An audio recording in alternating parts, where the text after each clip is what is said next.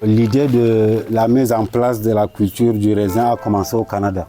Pour moi, c'est un défi parce que mes amis canadiens se moquaient de moi. Quand je leur ai dit que je vais rentrer avec les grains au Cameroun pour expérimenter, ils se sont mis à se moquer de moi. Je leur ai dit, ok, vous allez voir, impossible, mais pas camerounais. Je suis donc rentré avec 6 grains ici au pays. Sur les 6 graines-là, c'est une seule graine qui a germé et c'est elle qui fait les merveilles aujourd'hui. Au bout de 11 mois, elle a commencé à produire.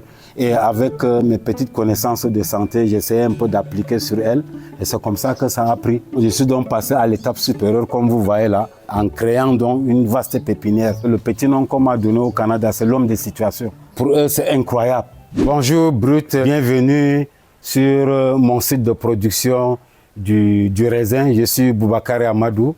Je suis la personne qu'on appelle désormais le viticulteur de Marois.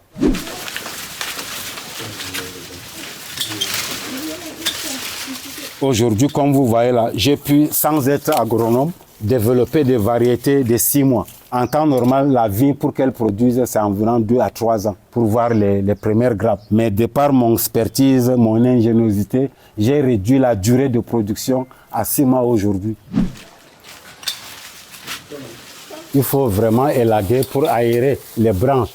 Parce que quand c'est trop touffu, ça ne produit pas. Donc il faut que l'air circule entre les branches facilement et là, vous aurez des grappes. Dès que j'ai coupé la branche, directement, les grappes sont sorties. C'est ça le processus. Donc dès que vous élaguez là, le nouveau bourgeonnement là, ça sort simultanément avec les grappes. Tout ce que vous voyez, je fais là, je n'ai appris nulle part. J'ai été formé sur le tas. Et mon tas là, c'est le chez moi là. Il y a des moments où j'échoue, mais je continue. Donc, c'est une passion. J'aime toujours innover, faire des choses extraordinaires.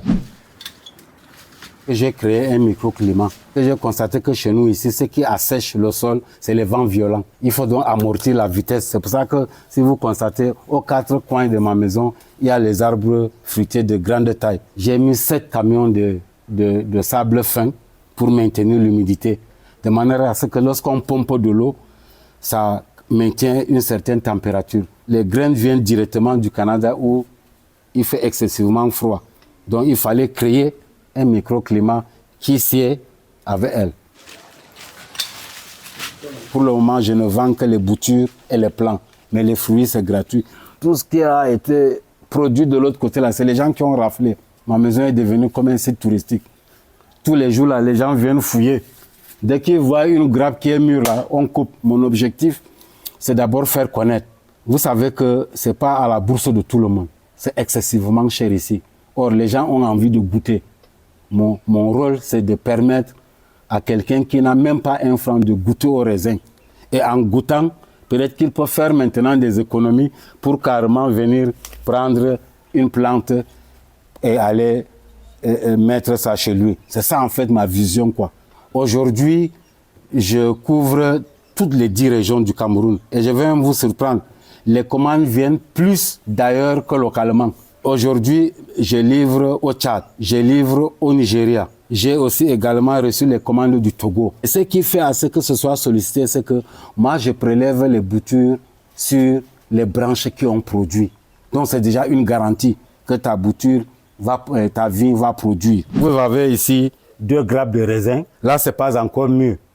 Et là, vous ne pouvez pas consommer parce que c'est trop acide. Là, c'est déjà mûr. Okay. Quand ça commence à mûrir, ça change de couleur. Donc, c'est ça la différence. Vous voyez, ça, c'est ce qui n'est pas mûr. Et ça, c'est ce qui est mûr. Là, c'est le fruit qui est complètement mûr alors. Ça devient violet foncé comme ça. Là, c'est trop sucré et très juteux. Mon souhait, c'est que d'ici 5 ans, 10 ans, qu'on puisse produire du jus du raisin made in Marois.